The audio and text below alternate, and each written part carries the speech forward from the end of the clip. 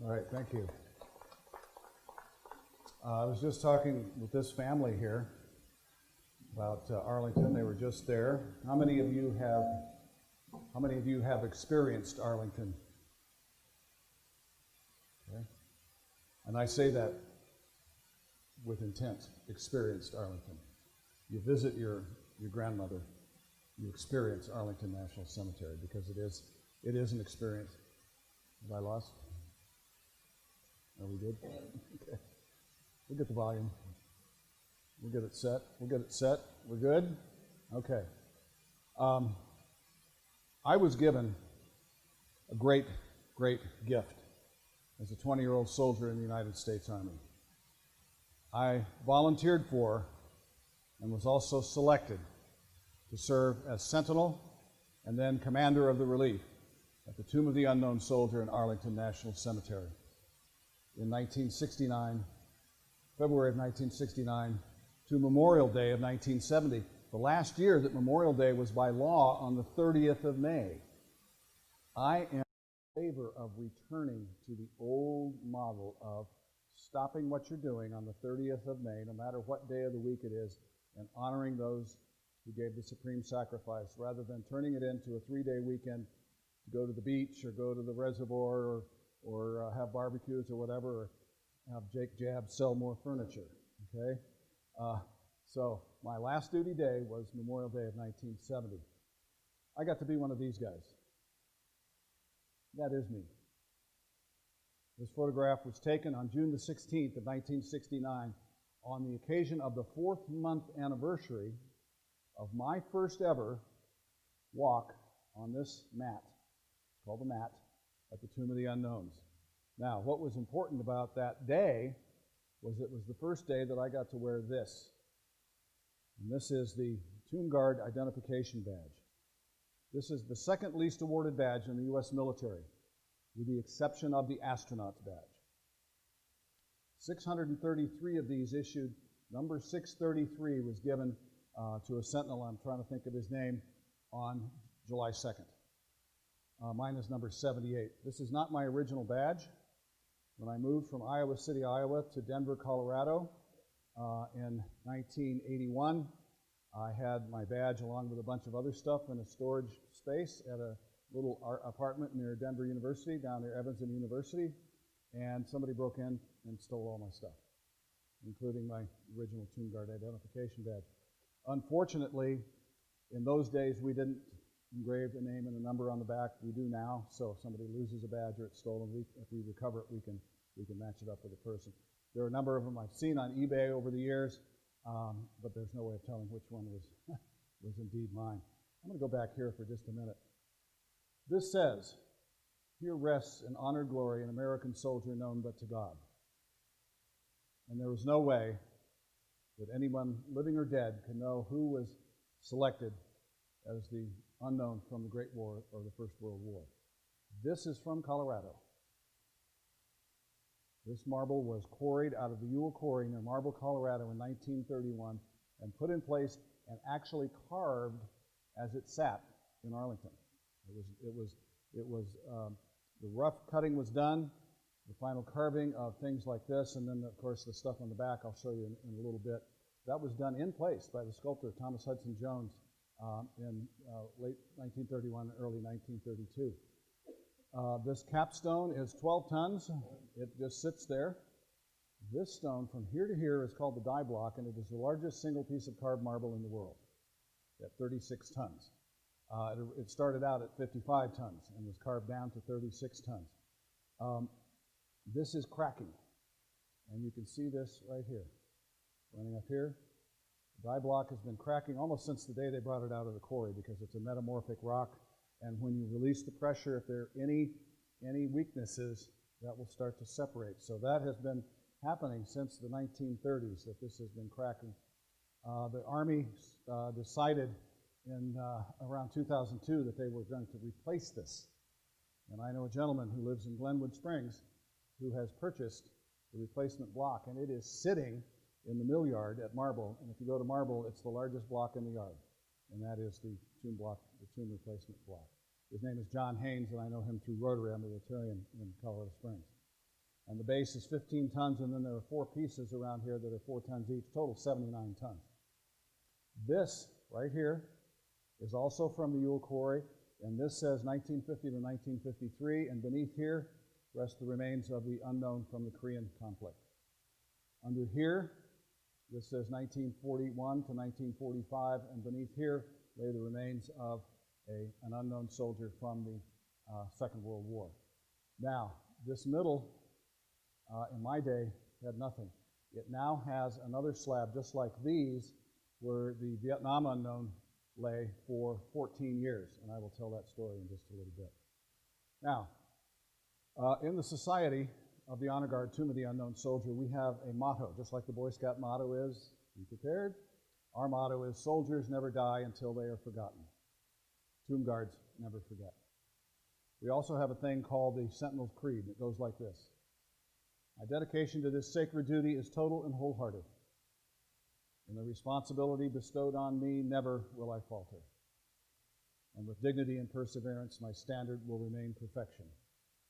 Through the years of diligence and praise and the discomfort of the elements, I will walk my tour in humble reverence to the best of my ability. It is he who commands the respect I protect, his bravery that made us so proud, surrounded by well-meaning crowds by day, alone in the thoughtful peace of night. This soldier will, in honor, glory, rest under my eternal vigilance. And we take that to heart. We took that to heart as sentinels, and we take that to heart in our later lives as well. Now, a little bit of history. Who likes history? Okay. History, when I was in high school, was boring. Now that I'm older and am part of it, I find it much more interesting. But I'm going to share a little bit of Arlington history with you.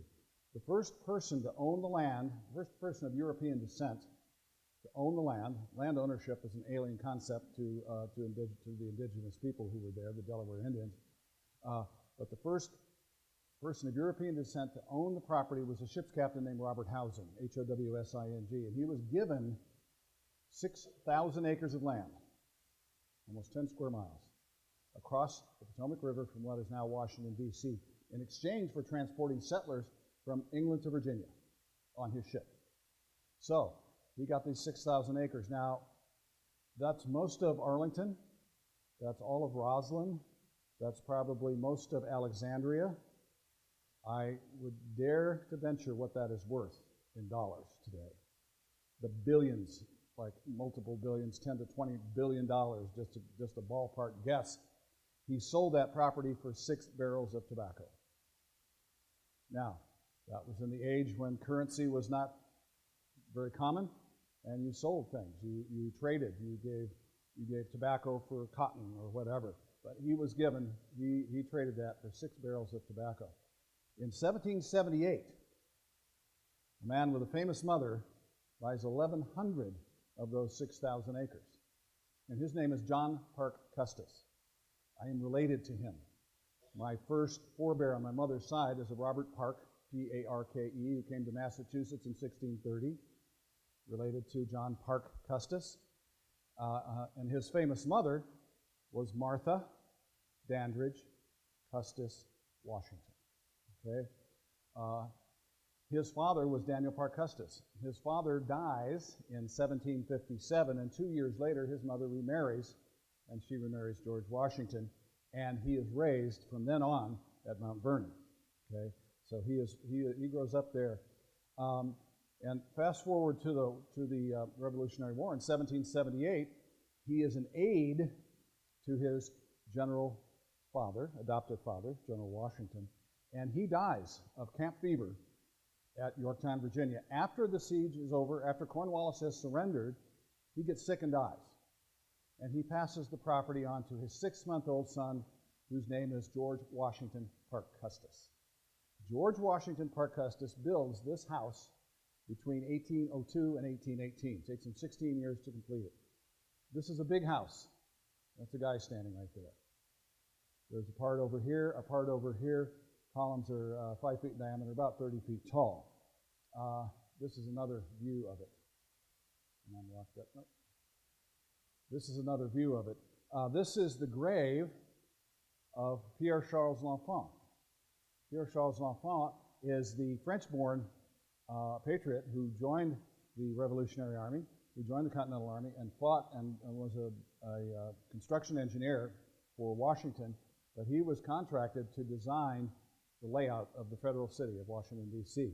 And he did so, but he got fired by Congress in around 1800, and he petitioned Congress for 25 years to be properly compensated. He never felt that he was. He got one small payment, but it wasn't enough in his, near enough in his mind, and he died in poverty at a friend's farm in Prince George's County, Maryland. In 1909, the Daughters of the American Revolution, with the help of the federal government, dig up his remains, not much left, 2 teeth, 2 small bones, and some green fuzz. And they bring him here, and they put him on here, and this looks like a coffee table. On top of the table is a design, the same design that he designed of Washington, the city that you see before you as you look out from the house. But George Washington Parke Custis had 4 children. Only one of them lived to be an adult, and her name was Mary Anna Randolph Custis. And in 1831, in the room right behind these columns, it's called the family parlor in here, and it's all been redone to original what it looked like in the 1830s and 40s. In 1831, June 30th, she marries her 3rd cousin and childhood playmate, Robert E. Lee. Now, Lee is an 1829 graduate of the U.S. Military Academy at West Point.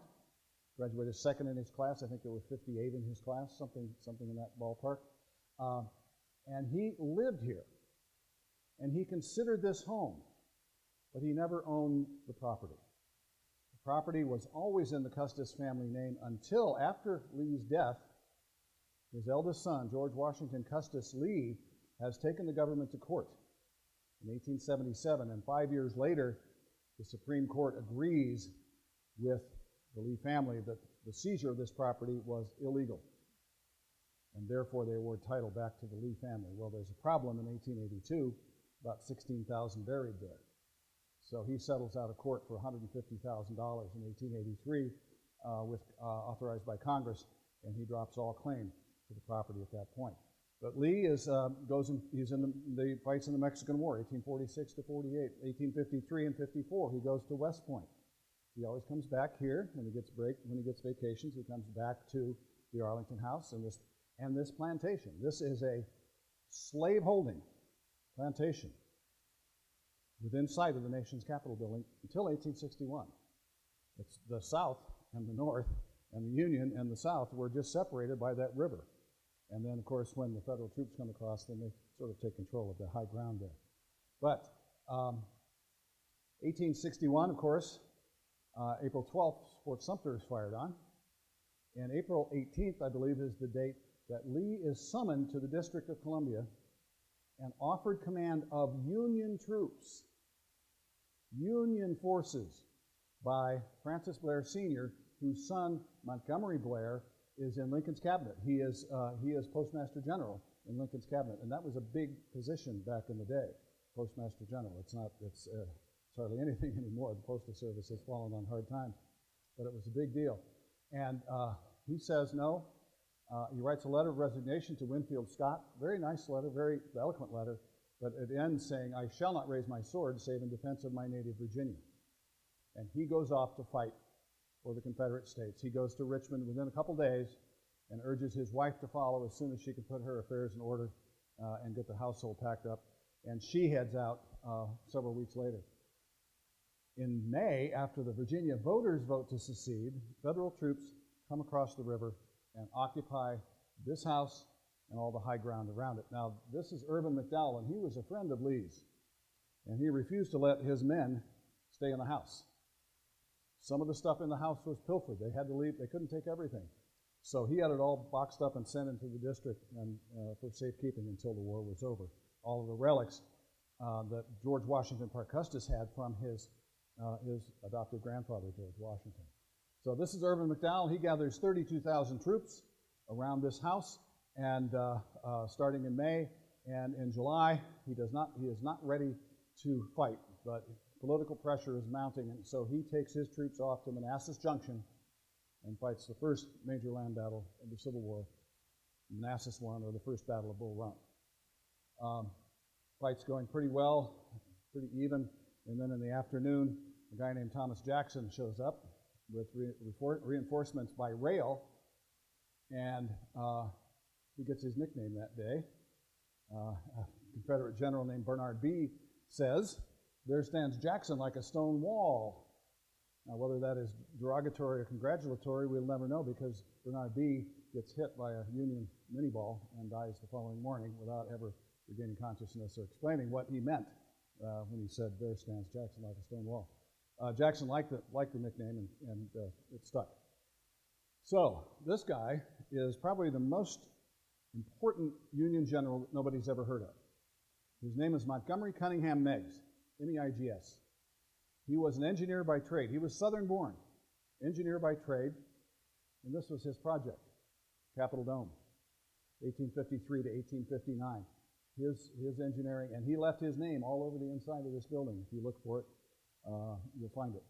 Meigs. He left his name on just about everything he built in multiple places.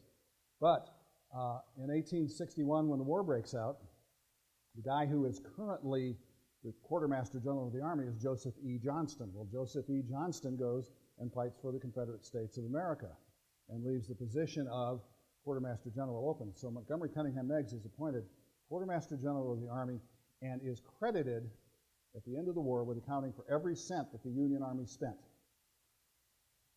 between 1861 and 1865. $1.5 billion. $1.5 billion. Amazing. So, Meigs is the person most directly responsible for Arlington becoming a cemetery. In 1864, well, let me back up a little bit. In 1863, a tax is levied on Mrs. Lee in absentia of $92.07. It was called a tax on insurrectionary districts, and she was ordered to show up in person to pay that tax. Well, she was not a dummy.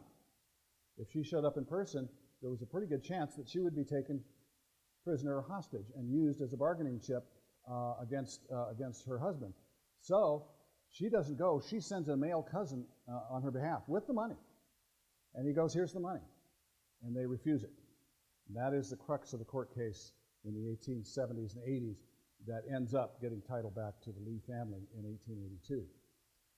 In 1864, they are running out of room. The amount of dead soldiers on both sides is beyond anybody's expectation. They were filling up the cemetery at the old Soldiers and Sailors Home in D.C. They were filling up the one, there was a cemetery in Alexandria that was filling up, or getting full, or was full. And so Montgomery Cunningham Meigs says to Edmund Stanton, Secretary of War, "Let's start burying our dead at Arlington." And he agrees, and he gets permission from the president. It becomes official June 15th, but actually the first burial was May the 13th of 1864. You were buried in Arlington in 1864 or 65 for one of two reasons. A, you were unknown, and nobody could claim you because you were not known. Or B, your family could not afford to have you embalmed. And this is a pump, and this is an embalming surgeon, and he is pumping fluid into this soldier's body so that he can withstand the ride home in the casket and will not decompose on the way home and will be buried where most people wanted their loved ones buried, at home with their family and ancestors. You did not want your son, if you could afford it, to be buried with a bunch of strangers hundreds of miles from your home. You wanted him buried at home. But Arlington was a place of great necessity. And so if the family did not have the money to have the body embalmed, the burial took place immediately and in Arlington. This was the first burial. Private William Henry Chrisman died. He had measles turned to peritonitis, and he died in hospital in D.C. He was brought over May 13th, 1864, and buried up in Section 27.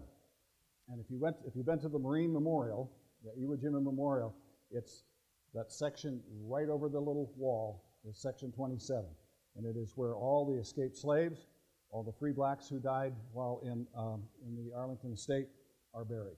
Private William Henry Chrisman, the next day, the first battle casualty is buried at Arlington on May the 14th. This is what Arlington looked like in 1865. These are not stones. These are wooden planks. And they are painted white and they are stenciled. And you know what?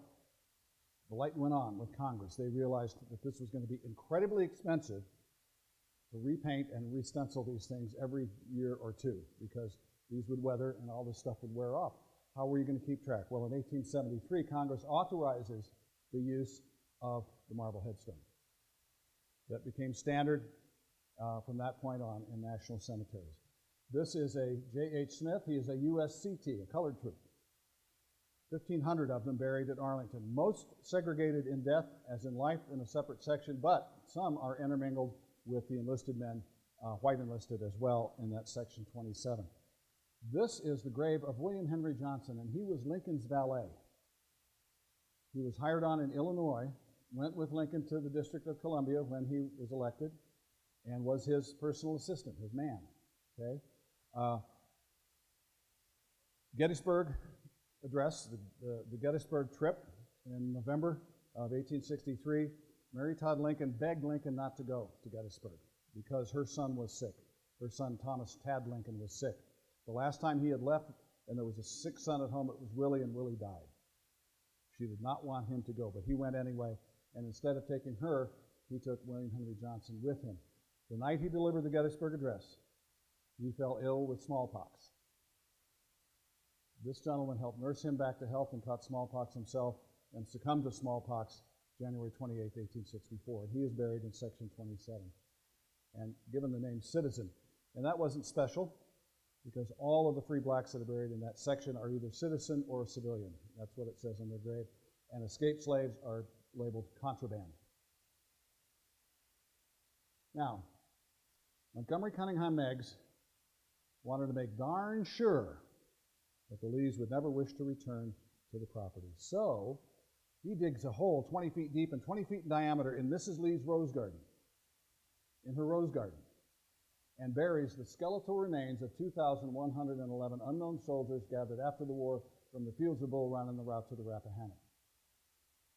And he does that in September of 1866. Kate, will you come up and touch my hand? Okay, thank you. Kate and her sister, they had to fight over this, okay? You now have a living connection with the year 1866. How is that possible? Well, you just touched my hand. Am I alive? I'm doing a good imitation of it, right? Okay. You just touched my hand, and this hand held the hand of a man born that year. And I called him Grandpa. My grandfather was born in 1866. In my family, from this date, this burial took place, this mass burial took place, to me standing here is 3 generations. Civil War is not ancient history, folks. The Civil War is not ancient history. Recent events have shown that to be the case. Now, he did not just lay the bones in there. He separated them, and he put all the skulls together. And he put all the pelvises together, and he put all the femurs together, and all the ribs, so they'd all fit in this hole, and he covered them over and put this memorial on top. Now, 2 years later, in 1868, a guy named General John Logan, Logan Cemetery, everybody familiar with Logan Cemetery, Fort Logan in Denver? Fort Logan National Cemetery has about 105,000 buried up there. General John Logan was Commander-in-Chief of the Grand Army of the Republic, which was the big veterans organization on the Union side after the war, and he proclaimed that May 30th of 1868 should be the first ever Decoration Day. Decoration Day. That's when you would pick flowers and decorate the graves of those who had died in the Civil War. That was the original intent. And this was the centerpiece of the Arlington first ever celebration of Decoration Day. It took place in Arlington in 1868. It grew from there. It changed its name in 1888 to Memorial Day and was observed on the 30th of May every year until 1970. My last duty day was the last day. It was officially, by law, the 30th of May, no matter what day of the week it was. Then it was changed, of course, to the Federal Holidays Act of 1968 that took effect in 1971 changed all that, and I like the old way far better. Now, this is the grave of Moses J. Ezekiel, the first Jew ever admitted to the Virginia Military Institute in 1862. He was an ungainly, bow-legged, short fellow, but he was very talented and became a world-famous sculptor. He was a contemporary of Auguste Rodin, and he sculpted this. It's about 30 feet tall. It's the tallest freestanding monument in Arlington. He sculpted this. That's a big hunk of bronze, folks. He sculpted this to honor the 483 Confederate dead who are buried in Arlington National Cemetery. And they are arranged in semicircles around this monument. This is Captain John W. Drew, Virginia, CSA, Confederate States of America, Confederate symbol, and it's not round at the top like the federal graves, it's pointed. There are two theories. First theory is it's pointed so that it would be easily distinguishable from a federal grave. The second theory is it's pointed so that no damn Yankee would sit on it. I like that one. This is an aerial view of what it looked like, what it looks like. In 1917, Moses Ezekiel dies in Europe. Now, he is Sir Moses Ezekiel to the Germans and the Italians because he is made a knight by the crowns of Italy and Germany. So he dies in 1917. 4 years later, they bring his remains back and bury them at the foot of the statue that he created to honor the Confederate dead, of which he was now one. Now, his state funeral, he was given a full honors state funeral in this building, and it was the first ever state funeral given in the National Memorial Amphitheater, and it was for a Confederate Jew in 1921. A few months later, the unknown is the second. The World War I unknown is the second state funeral in this building. And this, there's the tomb, there's the sentinel box, and this is the mast of the battleship Maine. Battleship Maine blew up in Havana Harbor, February 15, 1898, claiming 266 American sailors' lives. They are all memorialized on this. All their names are here. And this was harvested after, about 14 years after the explosion, 1912 to 1914. They refloated the Maine. They found 66 more sailors in it, and they brought them back to Arlington, most of them, and they took the Maine out into deep water and scuttled her, sank her. But the evidence was that the Maine probably did not suffer damage from without. It was an accident. It was an explosion with its source from within, because all the explosions, all the photographic evidence when they refloated it and put it back, welded it back together, was that it was an explosion from the inside out. And in 1973, the Rickover Commission, chaired by Hyman Rickover, father of the nuclear navy, determined that most likely it was a coal bunker fire that burned through a bunker or through a bulkhead and lit the magazine of the ship off, and it blew the whole magazine of the ship. Now, anybody know who this is? Einstein's hairdresser. No, that's good. This is Ignacian Paderewski, or Paderewski. He was the most famous virtuoso pianist of his time. He was Polish. He was Prime Minister of Poland in 1919 for about 9 months. He was Polish president of the Polish government in exile in 1941 when he died in New York. He died in New York, and FDR proclaimed that he should lie in state until Poland was free beneath the mast of the Maine. And he was in here, in this room. We could go look and see his casket directly in the center, right below the mast of the Maine. Now, Poland was still not free after the war because the Soviet Union had come in and taken over Poland. So he lay there in that casket until 1992, when his remains were taken. Finally, Poland was free.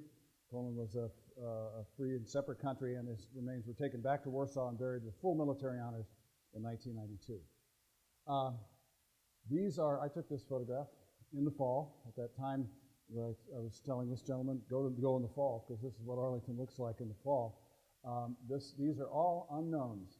There's two unknowns. There's unknown, unknown, unknown, unknown. Over half of those who were killed in that explosion were not identified or identifiable. So bad that they got 4 in one casket. Now, 1914, fast forward to 1914, the outbreak of the Great War. The United States does not enter. We do not declare war until April 6th of 1917. We don't have troops there for many months, for several months after that. We lose 116,000 men. 116,000. 53,000 battle deaths, 63,000 plus other deaths. Most of those other deaths were the Spanish flu of 1918. But the French lost 1.4 million. The Brits lost 934,000. 400,000 of whom were never seen again. That was traumatic for Europe. Any male born in Europe in the 1890s had a very low probability of living to see the age of 25. They all died in the war. And 400,000 Brits went across the channel and became part of the landscape. Were never seen again. No dog tags, no remains, no nothing. So, in 1920, on the second anniversary of the armistice, signing of the armistice, November 11th, which is now Remembrance Day in Canada and Great Britain and Australia and New Zealand, they buried an unknown. Now, in 1915, after the second battle for the town of Ypres, Y-P-R-E-S, in western Belgium, a Canadian doctor from the Canadian Expeditionary Force named John McCrae had just spent 17 days trying to patch boys up and save their lives. Pretty much nonstop. Of course, they had to stop and eat. They had to maybe take a little cat naps to keep going. But 17 days, they kept bringing the boys to the dressing stations, and these surgeons were trying to save their lives. He finally got a break, and he sat down at the end of the tail end of an ambulance wagon and wrote the following. In Flanders fields the poppies blow, that's a misprint, between the crosses row on row that mark our place, and in the sky the lark still bravely singing flies, scarce heard amid the guns below. We are the dead short days ago, we lived, felt dawn, saw sunset glow, loved and were loved, and now we lie in Flanders fields. Take up our quarrel with the foe, to you from falling hands we throw the torch, be yours to hold it high. If ye break faith with us who die, we shall not sleep, though poppies grow in Flanders fields. And he threw that poem in the trash. And his friend rescued it and said, this is wonderful, can I send it to London? He said, I don't care. He sent it to London. Punch magazine published it in the summer of 1915, and it went viral, quote, viral. If anything could go viral in 1915, it went viral. It went around the world. In 1919, the British adopted the poppy as a symbol of Remembrance Day. They don't call it Veterans Day, they don't call it Armistice Day, they've always called it Remembrance Day. 1922, the Veterans of Foreign Wars picked it up, and now these were sold on the street corners when I was a kid. And the last place I saw them sold in public was out at Walmart here in Pueblo, on Pueblo Boulevard, there where Northern crosses. The last time I saw them, actually, you can go to the VFW Hall and get them, but that's the last time I saw them sold in public. People wore these all the time. This is the symbol of the incredible losses that were taken by all of the Allies in the Great War. And wear one. Wear one next November if you can find one. So, in 1920, the Brits and the French established tombs for their unknowns because they had so many. Tens of thousands, hundreds of thousands. And so the Brits put theirs in Westminster Abbey, the French put theirs beneath the Arc de Triomphe in Paris. We had a choice. We wanted to do it the next year, so legislation was introduced in December of 1920, signed and enacted in March of 1921, that would establish a tomb for our unknowns. There were three possible locations, and one, a guy named Rodman Wanamaker of Wanamaker's Department Store, wanted to put it in Grand Central Station and make it a tourist attraction. There was another choice, and that was when they built the Capitol building, they built a crypt beneath the Capitol Rotunda to bear the body of George Washington. It was never used. George Washington was buried at Mount Vernon. So that was empty, and that was a possibility. And the third possibility was in front of the National Memorial Amphitheater in Arlington National Cemetery, and that, of course, is the one that won out. So, in 1921, in October, 4 sets of remains, unidentified remains, from 4 separate U.S. cemeteries were brought together in this place. This is the town hall of Chalon-sur-Marne, France, now called Chalon-en-Champagne. But the remains were placed in 4 identical caskets, They were shuffled in the night so that nobody could say, I think that one came from this cemetery and that one came from that cemetery. Nobody knew which one was from where because they used the packing crates as their pedestals, but they moved them around. So the ones that were on this packing crate were not necessarily from that cemetery.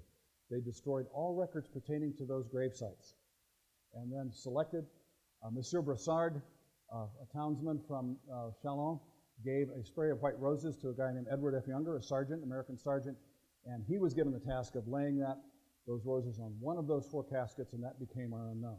And there he is coming out. The other 3 were reburied in the most nearby American cemetery. Then there are the roses. Those roses stay with the casket across the ocean and into the crypt in Arlington. They are not white anymore, they are brown. But they stay all the way across the ocean and into the crypt, the roses that were used to select them. That's John J. Pershing right there, walking behind. Then all across, the Army takes him to the train takes him to Le Havre. At the port of Le Havre, the Navy takes over. They take him to the USS Olympia, which is escorted out of harbor by the Reuben James. And if you know that folk song about Did You Know Their Names, on the good Reuben James, the first American warship lost in the Atlantic before Pearl Harbor, 5 weeks before Pearl Harbor, sunk by a German U-boat off Iceland. 100 died, 44 were saved. Then from the Capitol Rotunda to the caisson, from the caisson to Arlington, Warren G. Harding presides, and then Pershing is dropping a fistful of soil into the crypt. The bottom of this crypt has a layer of 2 inches of soil from the battlegrounds of France, so that soldier is lying forever on the ground that he died defending in 1917 or 1918, whichever year that he died. The tomb looked like this. It was not guarded. And this young widow in mourning clothes is possibly the widow of possibly the person that's in there, because it was done so carefully.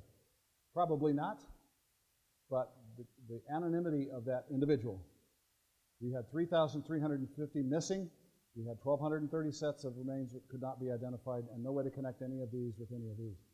So any of those 3,350 could be that individual in there, and that could be her husband. We don't know for sure. Tomb was unguarded. In 1925, in November, one day, a soldier, a former soldier, a veteran of the Great War, came around the corner and found a family having a picnic lunch on top of the tomb. He chased them off. He went to the White House, and he walked up to the gate and walked through the gate. He didn't have to jump over the fence. He walked through the gate and got in and rang the doorbell, and somebody answered, and he got in to see Calvin Coolidge. And Coolidge agreed that was a travesty, that we needed to guard this place. And he put a civilian guard on the next day, November 17th of 1925. And then in 1926, March 25th, the United States Army takes over. The U.S. Army has always guarded the Tomb of the Unknowns. I tell people I was a tomb guard, and they say, oh, you were a Marine. I said, no, I have the greatest and utmost admiration and respect for the U.S. Marine Corps, the bravest of the brave. But they have not guarded the tomb. The tomb has always been guarded by the Army. 2 reasons. The Army is the senior service, established, the Continental Army was established before the U.S. Marines, and Arlington is administered by the Department of the Army. Okay? Most cemeteries are administered by the Department of Veterans Affairs. Arlington is administered by the Department of the Army. 1931, this is placed on. See the crack? That's a secondary crack. This apparently is said to go all the way through the block. When they had the earthquake that damaged the Washington Monument and the National Cathedral, I called down to the quarters. I have the number that rings down in the barracks, and I called down to see if it fell off. And they knew what I was talking about. Possibility at this angle, if this shook, that it could actually fall off and go crashing down the stairs near the National War Amphitheater. 3 wreaths on each side. These are wreaths of mourning, inverted. The opening is at the bottom. This is a wreath of victory. This is a wreath of sadness or mourning. And these are 3 wreaths on each side representing the 6 major battles: Ardennes, Bellewood, Château-Thierry, Mouzargon, Somme, and one that I cannot pronounce and will not attempt to pronounce. In 1937, it was discovered that people had been coming up at night when the tomb was unguarded, with hammers and chisels and knocking pieces off to take home as souvenirs. That is when a 24-hour guard was posted. Midnight, July 2nd, 1937. The tomb has been guarded nonstop, 24/7, regardless of hurricanes, Bob, Isabel, Sandy, Irene, and Snowmageddon. The tomb guards have always stayed on post. Okay, they have not left this thing, despite possible harm that could come from trees falling around, stuff blowing through the air. They have always stayed on post. In 1958, this is the Korean unknown. The selection of the Korean unknown was very straightforward because all of the unknowns from Korea were in one place, the Punch Bowl, the cemetery, the National Cemetery of the Pacific on Oahu. So they dug 4 up. There were thousands of them there. They randomly picked 4 and chose one of those 4, and that's that one right there. Master Sergeant Ned Lyle made that choice. World War II, we had Europe, we had North Africa, we had all the Pacific, the Trans-Pacific Theater. So that was a much more complex. They had 11 candidates for Europe. They had 13 from the Pacific. Finally got down to 2, one from the Pacific, one from the Atlantic. No way to know which is which here. And this is Corpsman William Charette placing a wreath to select this one. This individual will be wrapped in a shroud, a weighted shroud, and buried at sea. Capitol Rotunda, they come in to the Capitol Rotunda. This is one of these 2 pedestals, is the one that Lincoln lay in state on in 1865. In the middle of the night, these were switched so that each lay on the Lincoln pedestal for at least 24 hours. I asked a bunch of 8th graders who this was. I got a lot of answers. Joe Biden was one of them. No, that's President Dwight David Eisenhower, I believe. I actually was a door opener at his funeral and saluted Omar Bradley that day and had my salute returned. He is giving medals of honor to the unknowns. And then this is the Pentagon down here. So that's the Pentagon that gets hit in 2001. That's Richard Nixon acting as next of kin to the 8,215 Americans who went to the Korean War and did not return. 8,215 represented by one individual, and that is the casket there. This is the World War II unknown representing 78,750 Americans who did not come back from that war. 78,750 did not come back. Not identified, no dog tags, no remains, nothing. One of these 3, either that guy, or that guy, and I have not been able to figure out which, is William J. Crawford. You guys know your Pueblo 4? William J. Crawford was a graduate of Central High School, one of the 4 reasons that this is called the Home of Heroes. He is now buried at the Air Force Academy Cemetery. He was the guy who went to work in the dormitories as a janitor, and nobody knew who he was, and he didn't tell anybody he was a Medal of Honor recipient until 1976 when the cadet James Mushcott figured it out, and his life changed. His father had been given his medal posthumously because they thought he was dead. In 1943, they found him alive in a POW camp in Italy, and he was finally returned, but his father had gotten his medal. He never got the medal himself until 1984 at AFA graduation. Ronald Reagan put a medal around his neck. Really emotional moment for those at the Academy. Of course, JFK, John Connolly, Mrs. Connolly, Jackie, and then the days I was a junior, I was a sophomore at Roosevelt High School in Des Moines, Iowa. When somebody in the hall said, I was walking into 5th hour English, somebody said, the president's been shot. I walked in, I said to the class, I said, I heard the president's been shot. And they said, you're crazy. The next hour, they announced that President Kennedy had died. And my biology teacher, 6'4", 250 pounds, put his head on his desk and wept like a baby. Everything stopped, except the NFL.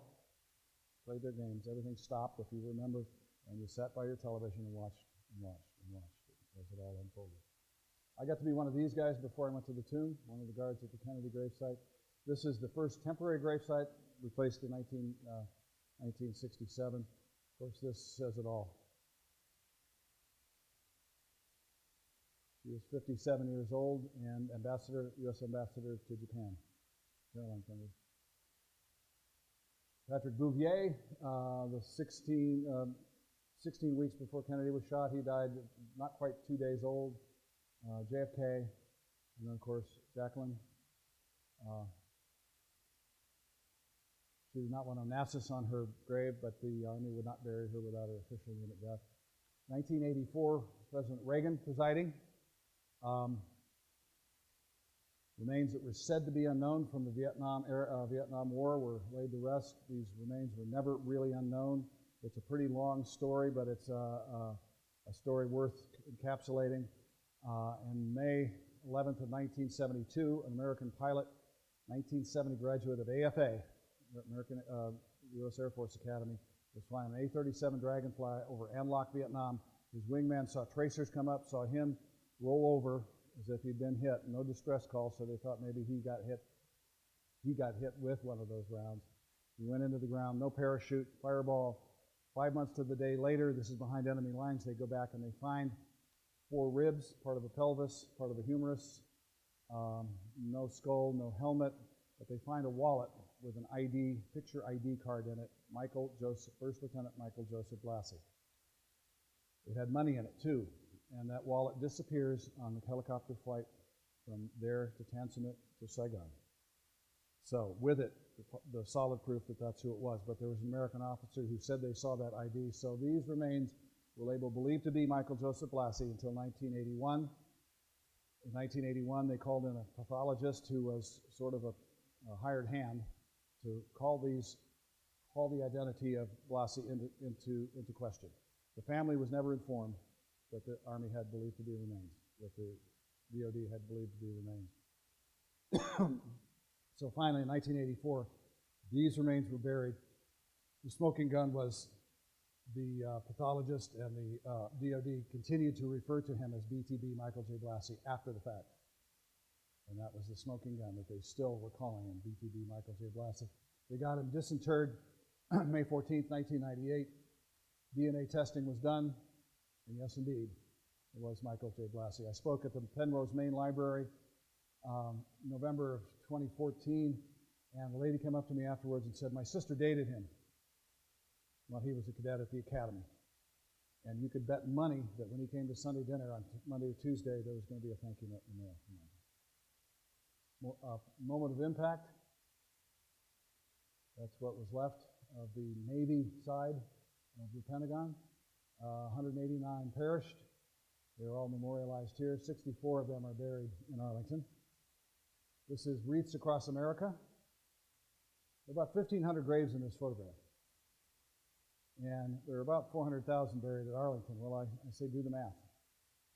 1,500 into 400,000. 267 of these pictures equal 400,000 graves. 26 across and 10 deep. All buried in 624 acres across the river from the Lincoln Memorial in Arlington National Cemetery. I was 20 years old. This was basic combat training photo. Like anybody who had college, I was sent to infantry school so that I would think twice about maybe going on to OCS by delaying the inevitable by 90 more days. I went to Fort Ord, California. We were still carrying M14s at Fort Ord. The second week I was there was a meeting with anybody between the heights of 5'10 and 6'2 who wanted to volunteer for the Old Guard. Please report to this building. We saw films. We filled out a card saying why we wanted to be in the Old Guard, and I was what they were looking for. Out of 50 guys in my unit that went to that meeting, one, me, went to Fort Myer, Virginia. The rest went to MACV, Material Command, Vietnam. I consider myself extremely, extremely fortunate. Then, when I got to the Old Guard, there were 900 guys in the battalion, only 15 Tomb Guards. So I had to volunteer 3 more times. Volunteered for Honor Guard Company, volunteered for U.S. Army Drill Team, and then from the drill team volunteered to go to the tomb. And this is, again, my first day walking, wearing that badge on my right breast pocket. Then I became commander of the relief, and that's the guy who goes out, and you just saw the changing of the guard. That's the sergeant who goes out and inspects the soldier, inspects the weapon, and then gives the commands for the changing of the guard. So I got to be that guy for 7 months. That gap's bigger than that because there's a .45 automatic over there with a full clip. The Sentinels did not carry any ammo. They used to carry one round in the chamber until 1953, when a soldier back from Korea had what we would now call PTSD, killed himself with his live round in our barracks. So, I got to be the guy who inspected the weapon. That's me right there. The 3 stripes. This is a Specialist Regal, a friend of mine. So I just reconnected with last year after 45 years. Really fun to see him again. This is the amphitheater. It seats 5,000 people. I'm going to take you up to the tippy top. And don't get dizzy. We're going to look straight down, and that's what we see. And this is the map. This is where the sentinel walks. 21 steps. Halts, face, stands for 21 seconds, and walks in such a way that the head does not go up or down or side to side. You couldn't walk the walk, you couldn't be a guard, okay? 21 steps, halt, face, stand, 21 seconds. See this well-worn path here? This is called the sentinel box. And this is where they post the sentinel when they lay a wreath, and they lay wreaths a lot in Arlington, especially in the summertime. So, I was talking to a bunch of 6th graders, and I said, now this thing has these 5 little spikes on it, and those spikes aren't decorative. They're lightning rods. The only time we could take ourselves off this mat during the daylight hours, other than a wreath laying, for weather, was if we felt eminently threatened by lightning. The hair starts standing on end. We could go in here. And I was talking to a bunch of 6th graders. I said, and this thing's just a little bit bigger than a phone booth. And the kid raises his hand and says, Mr. Tudor, what's a phone booth? Oh, what year is this? 2015. So this is the sentinel box. And we could go in there at night. That was okay. That was part of our post. We could go in there at night for a little bit of relief from the wind or whatever. But we always stayed on post, and our post was this. We had perfect uniforms, and you just saw them. You saw those uniforms, how they're just absolutely stunning. We walked in such a way that we did not bob up or down, side to side. 21 steps. Halt, face, stand for 21 seconds. 21, indicating full military honors of the 21-gun salute. Constantly rendering full honors to these individuals in these graves. Constantly rendering full military honors. So, 21 steps, halt, face, stand, 21 seconds. In my day, these chains went right around the end of the mat. Right around here, and right around here. And people could stand. You can't come up these stairs anymore. You can't get close to the sentinels anymore. People could stand about 4 feet away from you. You would hear them talking about the drip of sweat that was just about to fall off your nose. Don't take the picture yet. Wait, okay, now. They would come up and tell you jokes to try to make you laugh. And if they weren't loud, I didn't mind. If they were loud, then I would say, it is requested that visitors maintain a mature and reverent attitude in the vicinity of the tomb. Thank you. And the port arms of the weapon. If somebody came across the chains, it is requested that visitors remain on the outside of the chains if they didn't move. It is requested that visitors remain on the outside of the chains, and then the bayonet or the rifle butt. Okay? Never got that far. I never got to the second. I got to the second warning twice. So we were there to protect, to save this, keep this place from being disrespected or vandalized. And disrespected. The most important thing was disrespect. Japanese tourists, for some reason, wanted to jump over here and have their friend take their picture by the tomb block. I don't think it was malicious. I think it was cultural insensitivity, that they didn't understand what this place meant to us. Now, the things that could challenge you were the unexpected. So one day I'm at this end of the mat, and I just turned, and I hear bzzz. The largest bumblebee I'd ever seen in my life landed on the tip of my nose. I could feel his hind legs in my nostrils. I did what I was trained to do, which was absolutely nothing. I did not react to him. I did not look. I did not blink. He sat there for about 10 seconds and then flew off. And boy, was I glad when he flew off. About 3 weeks later, same end of the mat, and people could come up these steps back then and just stand right in front of you because these chains went right around here. So she could stand outside the chains and still be right in front of me.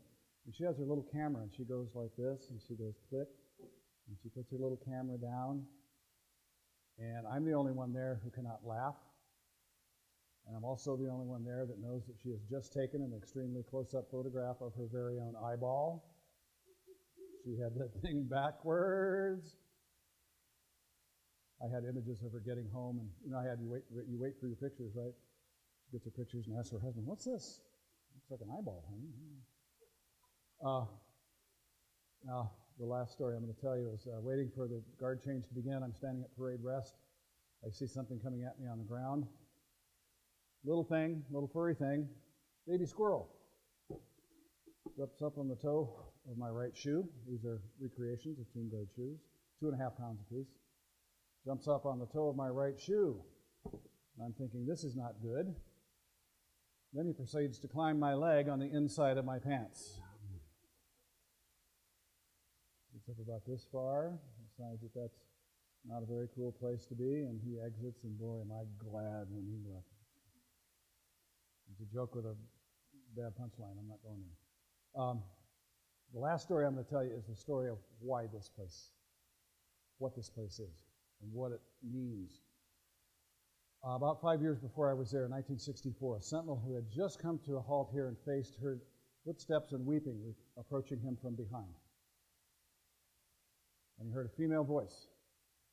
And the voice said, "My son disappeared in France in 1944. This is the only place I have. God bless you, son, and thank you." And the steps go away, and he never sees the speaker, but he knows. He knows what this place is really about, and that's what I want to share with you. 8,215, still almost 2,000 missing from Vietnam. The empty crypt now says, "Honoring and keeping faith with America's missing servicemen 1958 to 75, and the World War II representing 78,750, and this, of course, the World War I representing 3,350 who never came back from that war. We walked in all weather. That's not whipped cream. Okay? That's snow. I call this Old Army, New Army, Dumb Army, Smart Army, Tough Army, Wuss Army. Okay? We were bare-eared all winter in the daylight hours. The saving grace was you're always changing direction, so if the wind was coming from this side, this ear didn't freeze. This ear got to freeze for a while, then this ear got to freeze for a while. I'm guessing that somebody got frostbit, and that's when that ended. They put the flaps on. This is the whole crew. This is Sergeant Joe Dees. All of these gentlemen, except for that guy and that guy, are draftees, most of them 4-year college degrees, bachelor degrees. That was in the guys lost their deferment, they got drafted, and the old guard liked guys who had college degrees. And that's who a lot of them got picked. This is my crew. That's me in the center. I've got 3 stripes. I'm the commander of the relief. I'm wearing the 45 there. 6'2 3/4, plus or minus 1/8 of an inch. All of us. 175 pounds, plus or minus 3 pounds. 30-inch waists. I wish. Check it up. And I'm going to end the way I started, with what I call the Sentinel's Creed. My dedication to this sacred duty is total and wholehearted. In the responsibility bestowed on me, never will I falter, and with dignity and perseverance, my standard will remain perfection. Through the years of diligence and praise and the discomfort of the elements, I will walk my tour in humble reverence to the best of my ability. It is he who commands the respect I protect, his bravery that made us so proud. Surrounded by well-meaning crowds by day, alone in the thoughtful peace of night, this soldier will, in honor and glory, rest under my eternal vigilance. Thank you.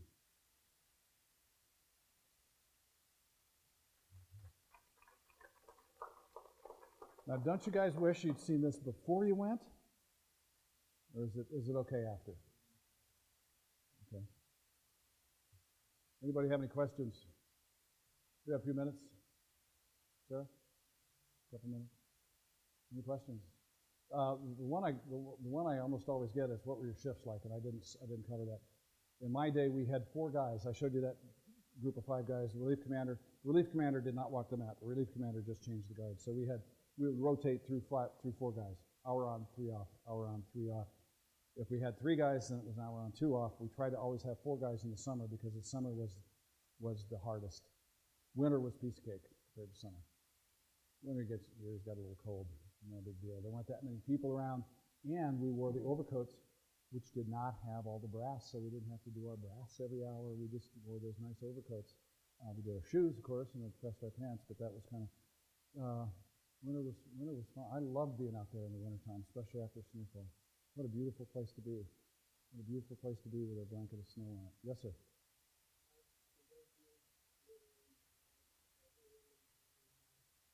Oh, I'm sure they swab everybody now.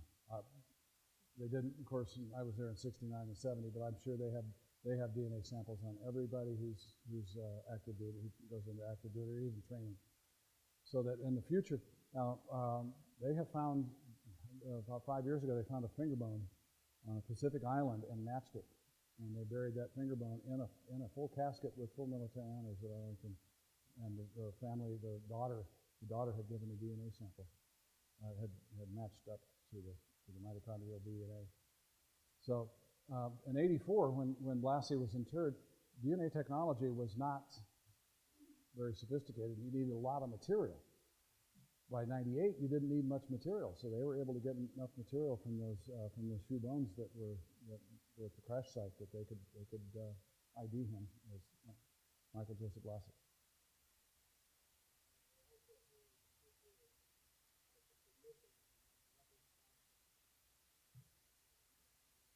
Uh, the, um, the Vietnam Crypt says, honoring and keeping faith with America's missing servicemen, 1958 to '75. And symbolically, the Korean unknown represents all those whose remains were found or who weren't found, because you don't know whose remains were found or weren't found because they were unknown. So that could be anybody. The idea of going back in and taking the Korean guy out and the World War II guy out and testing their DNA, that won't fly. That would be the last person they would find if they got to that. They had one person that they couldn't identify, and that was maybe the unknown. That's the reason they took Blassie out, was they had a good idea. The family had a real good idea of who that their son was in that grave. Real good idea.